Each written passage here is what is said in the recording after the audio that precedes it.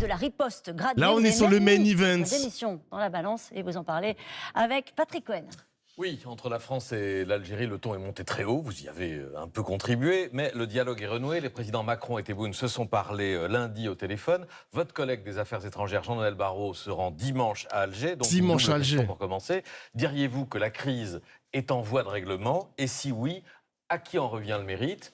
Aux menaces du ministre de l'Intérieur ou à la diplomatie du président de la République? Réponse à la première question, j'ai bon espoir. J'ai bon espoir. Il y a deux objectifs. Il y a d'abord un écrivain franco-algérien qui est emprisonné. C'est sa libération. C'est une question humanitaire. Il est âgé et il est malade. Bon, ça, c'est un premier point. Premier objectif. L'autre objectif, c'est qu'un autre Mulhouse ne se produise pas. Souvenez-vous, celui qui a tué le terroriste à Mulhouse avait été présenté à 14 reprises aux autorités algériennes qui n'avaient pas voulu le reprendre. Alors qu'on a un accord bilatéral de 1994 qui dit que lorsque on documente quelqu'un qui est vraiment de nationalité algérienne, bien, faut le réadmettre sur le sol algérien. Donc on va bien voir. Je pense que les signaux sont positifs. Il y avait une réunion il y a quelques jours, j'y participais avec le président de la République et le Premier ministre à l'Élysée. L'espoir s'est levé. Simplement, moi, je suis vigilant et je ne croirai que ce que je verrai. Vous ne m'avez pas répondu sur la méthode gagnante. Pardon, la méthode, je pense qu'en réalité, il faut les deux. Je pense qu'il faut la combinaison des deux qui a permis le déblocage. Je pense qu'il faut... Mais dans une négociation, vous le savez très bien, il faut à la fois la fermeté et il faut le dialogue. La diplomatie et la fermeté du ministère de l'Intérieur. Je pense qu'on ne pouvait pas... Il y avait une autre question. Moi, ma charge, c'est de protéger les Français. Mais il y a aussi la France qui a une forme de fierté quand même. Voilà. Et qui trouvait un peu fort de café qu'elle se fasse souvent offenser. Et l'Algérie aussi a sa fierté, elle l'a beaucoup exprimée, mais d'une autre façon. La fierté des aides, mon gars. Pardon, sur la bonne volonté du régime, il y a un indice simple. Vous avez transmis, Caroline l'a rappelé, aux autorités algériennes une liste d'une 60aine d'individus dangereux. Est-ce que depuis, c'était il y a quelques semaines, est-ce que depuis, Alger a repris tout ou partie de ces individus? Il y en a marre de l'Algérie. Comment ça, il y en a marre de l'Algérie? Wesh, c'est un ouf, lui. Il y en a marre, genre, t'en as marre qu'on entende l'Algérie. Faites attention à ce que vous mettez dans le chat, les mecs. Faites attention. Désirable. Non, c'est ce qu'on va voir maintenant dans les prochains jours. Suspect, hein. Non, ça n'est pas le cas. C'est dans les prochains jours. Bizarre, hein. Pareil pour Monsieur Sansal, Boualem Sansal. D'accord. Mais pour l'instant, il n'est pas libéré. Il n'y a pas eu une reprise des réadmissions qui ont été acceptées par entre les deux chefs d'État, jeudi, et Emmanuel Macron. Il y a un certain nombre, je n'ai pas révélé la teneur de cet échange. Il y a un certain nombre de signaux qui sont... L'Algérie veut échanger Sansal contre lui. Attends, mais c'est officiel ou pas? Il y aura un échange de prisonniers, genre? Il veut échanger avec Abdeslam Bouchouareb. C'est un chef d'entreprise et homme politique algérien. Il est ministre de l'Industrie. Il est en fuite à l'étranger depuis 2019. Il est condamné à un total de 100 ans de prison. Mais pourquoi il a été condamné? Il y a un procès, ok. Il est en fuite à l'étranger. Mandat d'arrêt international a été émis à son encontre. Il est condamné par le tribunal à 20 ans de prison pour l'affaire des usines d'assemblage automobile. Il est condamné pour dilapidation de deniers publics, abus de fonction et octroi d'indus privilèges lors de conclusions de marchés publics. Il cumule alors 100 ans de prison. Mais attends, l'Algérie, ils fonctionnent comme les Américains. Il y a des cumuls de crimes et tout, genre. 100 ans de prison, putain, c'est une dinguerie quand même. Ah ouais. Positif sur ces deux objectifs. Maintenant, je le disais, j'attends de voir. Voilà, puisque cet accord de 94, il faut vraiment que l'Algérie le respecte. C'est le droit, c'est son obligation. Alors, comme il y a des esprits suspicieux... Mais les gars, c'est bizarre quand même. J'ai l'impression qu'on nous présente Boualem Sansal comme, tu sais, les petites photos où il a l'air heureux, il a l'air un peu innocent, tu sais, ce petit regard innocent, son petit sourire aussi, pour montrer que tout va bien dans sa vie. Alors que moi, on me le présente comme un mec d'extrême droite qui roule pour Israël. C'est un gars, je sais pas. C'est comme si... Bon, je fais une petite comparaison, les mecs, mais pour illustrer un peu mes propos. C'est comme si t'as Zemmour qui est emprisonné on lui demande sa libération, et tu sais, pour montrer un peu pour montrer le personnage, on nous présente un portrait de Zemmour tout souriant, avec un petit livre, un petit bouquin, angéliser la personne, je sais pas. Il est anti-Algérie aussi. Ouais, on veut le rendre sympathique, je sais pas, c'est bizarre un peu. Y compris des gens qui vous sont proches, imaginez qu'à ma place se tienne Laurent Wauquiez. Que lui diriez-vous pour le convaincre que non, face à l'Algérie, la France n'a pas capitulé, puisqu'il ce qu'il a dit il y a 2 jours, je crois. Hein. Eh bien, moi, j'ai ma liberté et je dirai ce que je verrai, comme je l'ai dit depuis le départ. Et je pense que... Tu pouvais pas trouver une meilleure comparaison. La France n'a pas capitulé. Si je n'avais pas été au gouvernement, je pense que cette ligne de fermeté, peut-être qu'elle n'aurait pas été suivie. Et ça fait plusieurs années que la France, avec l'Algérie... J'ai vu ces discours, c'est tout l'inverse de ce qu'ils ont montré. Je le jure, si quelqu'un fait pareil avec la France, il prend plus cher. Mais moi, ce qui me fume, les mecs... Alors, j'ai pas envie de... Je connais pas exactement les récits et les propos qui ont été diffusés de la part de Boualem Sansal, mais j'ai l'impression qu'en France, on n'a jamais... Et alors, corrigez-moi si je me trompe, les mecs, hein, mais on n'a jamais cité les propos, les paroles de Boualem Sansal qui auraient pu déranger l'Algérie. On nous a jamais présenté le récit. On nous a juste dit que ce mec-là a été arrêté en Algérie, sa liberté d'expression a été bafouée, c'est juste un écrivain, il faut le libérer. Mais on nous a jamais, tu sais, cité des textes, cité des paroles qu'il a dit sur le régime algérien. Genre jamais. On nous a jamais cité ça. BFM TV, CNews, TF1, France 2, on n'a jamais su ça. Le seul moyen de le savoir, c'est de consulter Internet, de consulter son livre, de consulter ses interventions, genre.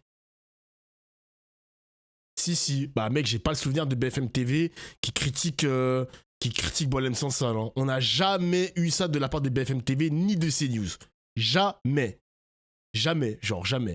Excusez-moi, jamais.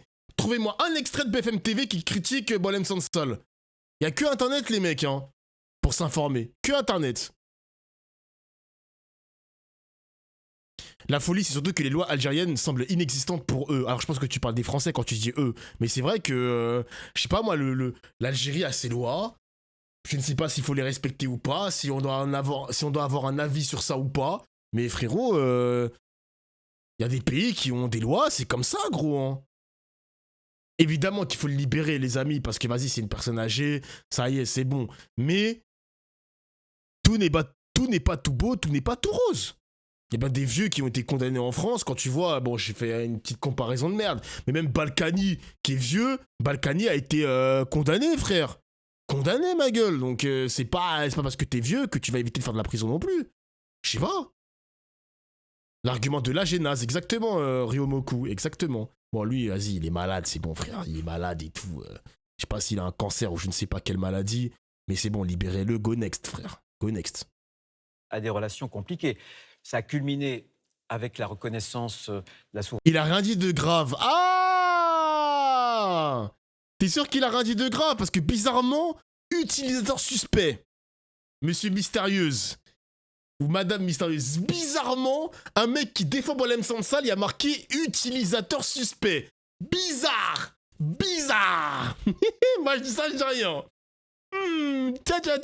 Souveraineté du Maroc sur le Sahara occidental, mais souvenez-vous, dès 2021, quand le président de la République parle de rente mémorielle, le rappel de l'ambassadeur, la fermeture de l'espace aérien au niveau de l'Algérie. Or, à l'époque, nos aéronefs, nos avions devaient survoler l'Algérie pour se rendre au Sahel. Donc, c'est quelque chose... C'est curieux parce que, pardonnez-moi, d'un côté, on a le ministre des Affaires étrangères qui va en Algérie, donc on a le sentiment que les choses quand même sont en train de s'apaiser. Et de l'autre côté, on a le ministre de l'Intérieur ce soir qui nous dit « j'attends de voir, je suis très sceptique ». Je mets en cause ce qui est en train de se passer au niveau diplomatique. Je ne mets jamais rien en cause. Simplement, il y a un dialogue qui est en train d'être renoué. Mais entre le dialogue qui recommence, qui reprend, et les faits, c'est-à-dire que Boualem Sansal puisse être libéré, et que ensuite la fameuse liste, les réadmissions des Algériens qui n'ont plus rien à faire sur notre territoire, moi je veux simplement voir, je suis vigilant et j'attends des preuves. Qu'est-ce que vous voulez que je dise autrement? Et si l'Algérie ne cédait pas? Et si l'Algérie continuait d'imposer ses conditions, comme elle l'a fait ces dernières semaines, en disant « reprenez nos ressortissants, nous n'en voulons pas ». Qu'est-ce qui se passerait? Alors je pense que c'était le principe de la riposte graduée. La riposte graduée, c'était de commencer par supprimer les facilités qu'un certain nombre d'autorités, d'officiels algériens disposent aujourd'hui. On a renvoyé la femme d'un ambassadeur, on a renvoyé le couple, notamment l'ancien directeur de M. Tebboune, etc. Il y avait un autre accord de 2007, selon lequel ceux qui bénéficient, notamment les diplomates de passeports diplomatiques, peuvent être exemptés de visa. On aurait pu le remettre jusqu'à l'accord de 68. Puisque, encore une fois, il y a l'accord de 80... On va préciser peut-être pour les gens qui nous regardent ce qu'est l'accord de 68 que vous proposez peut-être de remettre en cause si les choses n'avancent pas comme vous le souhaitez. Dans la riposte graduée, c'est ce que le Premier ministre avait déclaré dans une conférence de presse qui s'était tenue juste après un comité interministériel où nous avions pris collectivement cette décision. Voilà. Le dialogue est renoué. Est-ce que vous y participez à ce dialogue? Est-ce que vous jouerez encore un rôle dans ce dossier? Il participe au dialogue, lui. Commun franco-algérien de lundi. Jean-Noël Barrot est cité.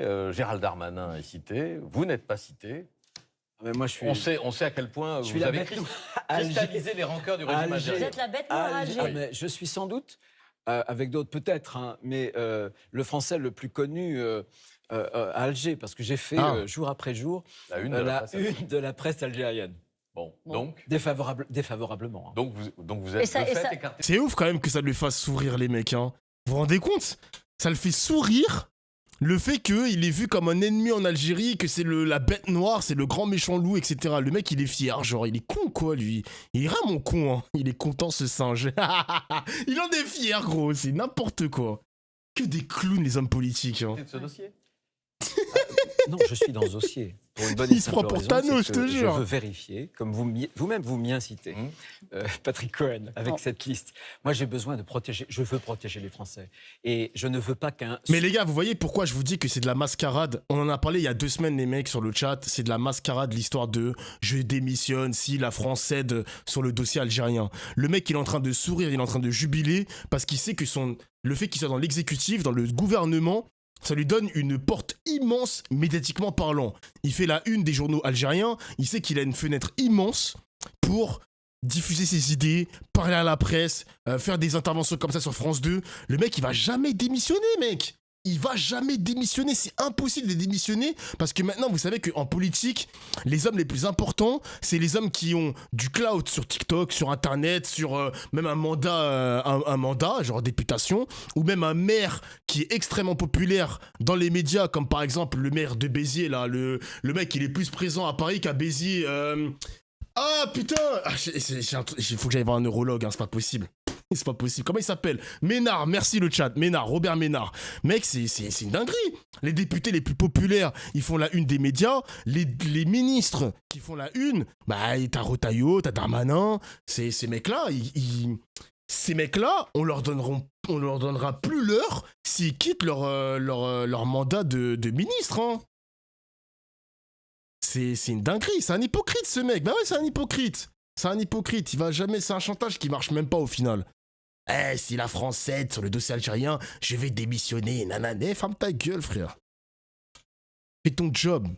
Second Mulhouse advienne, c'est tout. Ce que j'entends, c'est que vous ne céderez pas. C'est-à-dire, si les choses ne se déroulaient pas comme vous le souhaitez, vous ne céderez pas sur ce sujet-là. Je le dis. Ménard, il a dit mot pour mot aujourd'hui, l'Algérie est un gouvernement de merde. Ah ouais? Attends, copier, coller. L'Algérie est un gouvernement de merde. Ah ouais?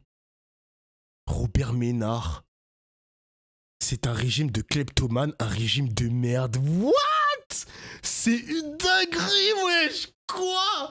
Non mais les gars, je suis désolé. Les gens sont trop à l'aise. Au nom de... Oh non, au nom de Dieu, ils sont trop à l'aise. L'Algérie est un gouvernement de merde. C'est un régime de merde. Pardon? Mais non mais ça s'arrête quand les mecs? Ça s'arrête quand cette mascarade? On arrête quand les mecs? C'est quoi ça? Je disais tout à l'heure, vous avez mis votre démission dans la balance. C'est un point sur lequel vous dites je veux des résultats. Mais non, attendez, sérieusement. Je ne veux pas personnaliser cette question. J'essaie d'expliquer. Imagine tu dis ça sur Israël. Que ma fonction comme ministre de l'Intérieur, c'est la protection des Français et que pour protéger les Français, il faut vraiment... Tu sais quoi, j'en fais un tweet, les mecs. Je vais récupérer les propos de Robert Ménard. Je vais citer le tweet. Robert Ménard, je vais citer le tweet. Et je vais dire, imaginez si j'avais dit ça sur Israël. Oh voilà, je vais citer. C'est un régime de kleptomane, un régime de merde. Je cite le tweet et je vais mettre le... Vous allez voir. On va faire des sous, les mecs. Des sous avec Twitter, mec. La fitna, mec. Que cet accord de 94, Alger accepte, notamment pour les profils les plus dangereux, qui n'ont plus rien à voir en France, que Alger les réadmette sur son sol. C'est le droit. C'est le droit. Il y a même une convention internationale qui est la convention de Chicago de 1944. Et puis, il y a ce droit bilatéral qu'on a passé entre nous. Alors, pourquoi est-ce que la France devrait respecter tous ces accords et que Alger, elle, ne devrait pas respecter un de ces accords? C'est la réciprocité.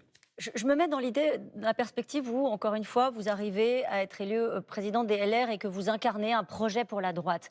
Par exemple, l'Autriche vient de suspendre le regroupement familial pour 6 mois, une décision inédite en Europe pour protéger, disent les responsables autrichiens, le système de santé, l'éducation, l'emploi. Par exemple, est-ce que vous dites ça, oui, dans un futur proche, si je dois produire un projet, imaginons présidentiel, je pourrais prendre une mesure comme celle-ci. Je l'ai dit, moi. J'ai rajouté un petit peu d'humour quand même. C'est tweeté. C'est réviser la Constitution et soumettre une douzaine de questions très précises. Je pense qu'il faut durcir les conditions de l'accueil, notamment de regroupement familial. Je pense qu'il faut rétablir le délit de séjour irrégulier. Je pense que pour les prestations sociales, on ne peut pas, dès qu'on débarque en France, bénéficier, par exemple, des allocations familiales. Il y a un délai de carence. C'est toutes ces questions-là qu'on devrait soumettre au référendum. Vous avez dit « l'islamisme se comporte aujourd'hui comme le fascisme d'hier ». Ce sont vos mots. Vous avez évoqué récemment la possibilité... Ah, mais ok, j'ai capté pourquoi Robert Ménard il a le seum contre l'Algérie. Mais pourquoi les gars, les pieds noirs, ils ont la haine contre l'Algérie? J'arrive pas à comprendre ça. Je crois que Zemmour aussi, c'est un pied noir, non? Ou rien à voir. Pourquoi les pieds noirs, ils ont la haine comme ça contre l'Algérie? C'est une dinguerie quand même. Zemmour, juif d'Algérie, non, je crois que c'est pas un pied noir. Pied noir. Non. Robert Ménard, un régime de merde. Non, franchement, c'est une folie, frère. De déclassifier des dossiers sur l'entrisme des frères musulmans. Déjà, pourquoi ils ont perdu leur statut de colon, je te jure. Je te jure, c'est vrai. Quels éléments concrets vous pouvez nous donner ce soir? Parce qu'ils ont les pieds sales. C'est un dossier, c'est un rapport qui a été... vous êtes en forme le chat ce soir, hein. Vous êtes en forme, bande de bâtards, hein. Je suis mort, wesh. Le ministre de l'Intérieur, pas seulement, et qui nous alerte sur la dangerosité des frères musulmans. De l'entrisme des frères musulmans, avec un discours qui est souvent très lisse, RTRT, la où team. ils parviennent à retourner comme un gant les valeurs de la liberté contre la démocratie libérale. Ces gens-là parlent la langue de la liberté contre la liberté. Ils utilisent les mots de la tolérance contre la tolérance. Dans ce rapport, il est fait état de menaces, vraiment, notamment de menaces contre la cohésion nationale. Parce que l'objectif, la matrice politique... Menaces de quel ordre ? Cohésion nationale, la maîtrise. Mais qui s'exprime comment ? Tout simplement dans l'entrisme. Dans l'entrisme, dans des associations sportives, culturelles, sociales. D'ailleurs, les gars, je fais une petite parenthèse parce que là, on est vraiment dans la fake news. Je crois que c'est Emmanuel Bompard qui en avait parlé. Il y avait un rapport qui a été commandé par le ministre de l'Intérieur sur l'entrisme dans le sport de la part de l'islamisme. Voilà, l'entrisme, islamisme dans le sport. Et le rapport a été abandonné parce que moi, je pense que le rapport a été abandonné. Emmanuel Bompard, il a avancé cette idée. Le rapport a été abandonné parce que, justement, ça prouvait qu'il n'y avait pas d'entrisme, islamisme dans le sport.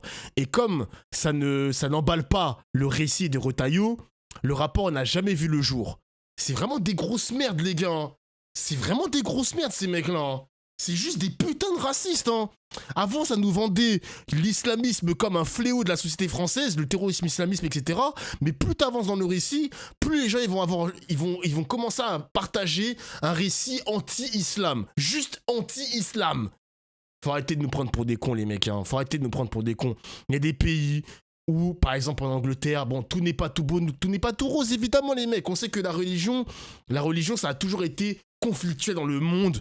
Ça a toujours été comme ça depuis la nuit des temps. Mais il y a quand même des pays où l'islam, le judaïsme, les catholiques arrivent à vivre ensemble. Il faut avoir une autre méthode que d'être dans l'anti-islam, fuck le voile, fuck les Algériens. Faut arrêter, les mecs. Faut arrêter de nourrir l'islamophobie, exactement. Faut arrêter. Faut penser autrement. C'est pas possible d'avoir une société comme ça, les mecs. C'est pas possible. Rendez-vous compte qu'il a abandonné ce rapport. Il l'a abandonné parce que c'est contre son récit islamophobe. Vous vous rendez compte? Vous vous rendez compte, le chat? Ça, on ne les découvre pas avec ce rapport. Vous ne l'avez pas découvert avec ce rapport. Non, mais ce rapport les caractérise, et ce rapport décrypte une stratégie de long terme. Il n'est pas une stratégie de séparatisme, de djihadisme. Le djihadisme, c'est le terrorisme, c'est la violence. C'est faux. Le séparatisme, c'est souvent le salafisme, c'est-à-dire qu'on fait des petites contre-sociétés, des petites enclaves, vous voyez, où la charia règne. On essaie d'obtenir cela. L'entrisme, c'est différent. C'est un projet de long terme qui veut faire basculer l'ensemble de la société dans la charia, avec cette idée que le Coran doit être au-dessus de la Constitution. Donc, ce sont des éléments importants. La question sur le fascisme. De fait, il se cache derrière la critique de l'islam parce que c'est plus bankable que le racisme anti-maghrébin. Bien sûr, les mecs, ça a les intérêts aussi politiques, parce que critiquer l'islam, ça rajoute des points en plus dans son électorat et dans les sondages. Mais il faut savoir, les gars, alors faut arrêter le délire de anti-maghrébin, parce que la haine anti-maghrébin, ça sous-entend que la France a aussi la haine contre le Maroc. Alors que maintenant, c'est faux. Factuellement, on le voit, enfin factuellement, c'est même pas factuellement, mais médiatiquement parlant, on le voit que la haine n'est plus anti-maghrébin. La haine, elle est juste anti-algérienne, c'est tout. Genre, c'est tout. Anti-algérienne. Accompagnée d'une islamophobie naissante, quoi. J'y reviens. Je pense que c'est très intéressant. Hein. Il y a un parallèle. Il y a un parallèle qui est absolument troublant. Comment tout a changé en un trimestre. En un trimestre, ça a changé. Politique est totalisant. Il y a un esprit totalitaire en ce que... La haine instaurée par le narratif, exactement. Sur l'ensemble de la société, mais aussi sur les individus. Les individus ne sont plus grand-chose. Ils sont quelque chose à travers un collectif, l'Oumma. Et hier, c'était la nation racisée pour ce qui concerne le fascisme, etc. Il y a le culte du chef. Vous savez que le créateur Hassan el-Banna, en 1928, était un grand admirateur du Duce, du fascisme italien, ou alors du Führer. Il y a aussi une fascination pour la violence. Il y a en même temps la désignation d'un ennemi radical, un manichéisme. Un ennemi radical, c'était hier le juif, et dans ce cas-là, l'Occident, le mécréant. Donc, comment vous luttez contre cela? Comment vous lutterez? Quels outils vous avez? On a des outils. Je pense qu'on a des outils. Je pense que d'abord, il faut sensibiliser la population. Il faut ne rien céder. La question du voile, pour moi, est importante. Justement, il y a une question pour vous. La question du voile est importante. Il y a une question d'une téléspectatrice sur le voile. Absolument, on va reprendre notre nuage de mots, si vous le voulez bien. On a évidemment évoqué les notions de démocratie, de respect, de droit, on en a parlé. Puis il y a deux mots qui se sont subrepticement glissés dans ce nuage de mots. Il y a l'immigration et il y a le voile. Deux sujets, monsieur le ministre, dont vous parlez beaucoup. Mais oh putain, le voile. Trop. En tous les cas, c'est ce que pense Myriam, qui est retraitée à Paris et qui, elle, dit voilà. On va écouter la réponse sur le voile, les mecs, et ensuite on va s'arrêter là, sinon je vais être trop en retard pour ce leveling, parce que je pense qu'il y en a qui attendent sur mon chat, quoi. Moi, ceux qui nous gouvernent, j'ai envie qu'ils s'intéressent à mon quotidien. Et voici la question qu'elle vous pose, Myriam, qui est assez intéressante. J'aimerais savoir si le fait que les femmes musulmanes portent le voile dans leurs pratiques sportives est la cause de l'augmentation de mes factures de gaz et d'électricité. Vous aurez bien évidemment compris toute l'ironie qui se cache derrière cette question. Bon.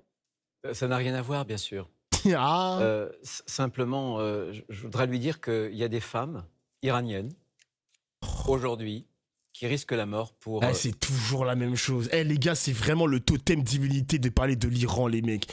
Pourquoi on compare l'Iran et la France? C'est tellement deux choses différentes, oh là là. Oser envoyer leur voile. Cette liberté qui a été chèrement conquise, cette liberté, c'est la clé de voûte de notre modèle républicain.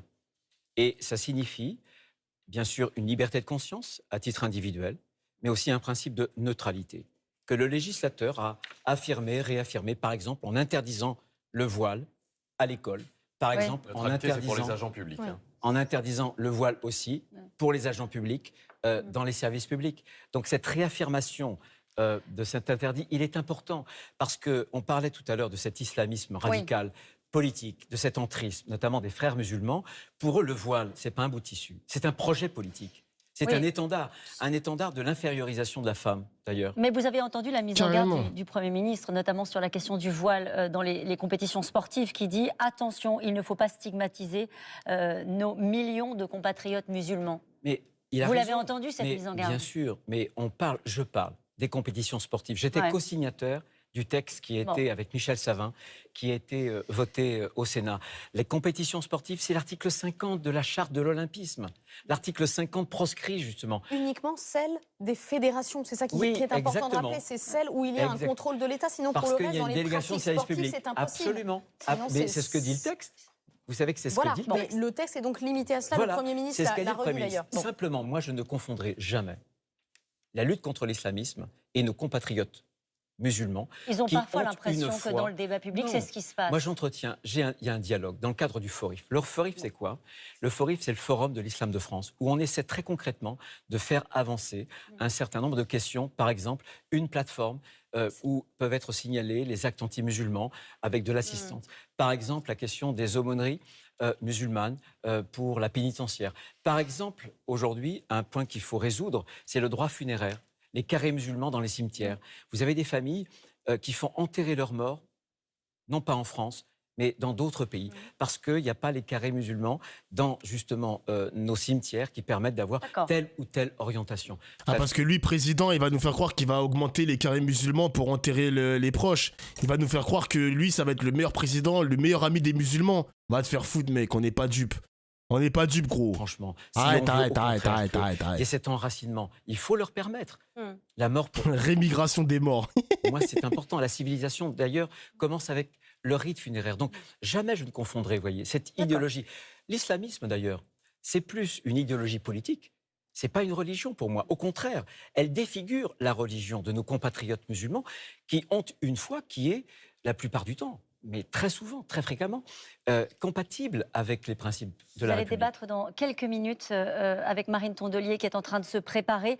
Quelques questions politiques quand même, Bruno Retailleau. Vous êtes candidat à la présidence des LR. Est-ce que ça vous laisse le temps de protéger les Français? Est-ce que ça vous laisse le temps d'être ministre de l'Intérieur? Les gars, attendez. Vous voulez le main event Marine Tondelier contre Retailleau ou pas, les gars? En vrai de vrai? Est-ce que c'est pas ça le main event de la soirée? Le chat, vous en pensez quoi? Oui, non? Le débat, oui, non, non, non. Comment ça, non? Vous n'êtes pas chaud? Oui? Ah, merci. Par contre, il faudrait juste que j'égoutte mes pattes, quoi. Oui, parce que on va quand même regarder sur le leveling, vous inquiétez pas, on aura du retard, mais c'est pas grave. Parce que je me donne beaucoup, j'assume d'être un ministre aussi politique, voilà. Et pour moi, c'est important. C'est un rôle auquel je tiens. François Bayrou, le Premier ministre, est aussi maire de Pau. Il est aussi président de son parti politique. Nicolas Sarkozy, souvenez-vous, et bien d'autres. Giorgia Meloni, d'ailleurs, elle est présidente. Elle est d'ailleurs première ministre, en tout cas présidente du Conseil même, en Italie, donc tout en restant présidente de Fratelli Italia. Vous êtes le favori dans les sondages? J'en suis la preuve, c'est faisable. Je suis debout. Vous êtes le favori dans les sondages. Putain, il sourit trop, il m'énerve. Laurent Wauquiez dit je vais gagner. Est-ce que vous dites ce soir je vais gagner? Non, mais c'est une compétition interne. Donc on a des projets à faire valoir, c'est ce que je fais auprès des militants, parce que je veux que notre parti, je veux l'entraîner sur le chemin de la victoire. Je pense Moi, ce qui me fume, c'est que... Vas-y, on va passer après. On va passer au débat. Moi, ce qui me fume, les mecs, c'est que je suis sûr que si Retailleau gagne contre Laurent Wauquiez, je pense que Laurent Wauquiez, il va faire le forceur. Et en 2027, il va essayer quand même de faire une candidature à la présidentielle. C'est trop des forceurs, ces mecs. On a connu... Ah, je suis mort. Attendez, je vais voir le débat. C'est chacun son tour ou pas? Est-ce que ça va être chiant, les mecs? Est-ce que c'est pas un piège, genre? Je sais pas si ça va être chiant. Attends, je vais quand même écouter un peu. Je vais un petit peu écouter. Mais je sens que ça va me casser les couilles en vrai.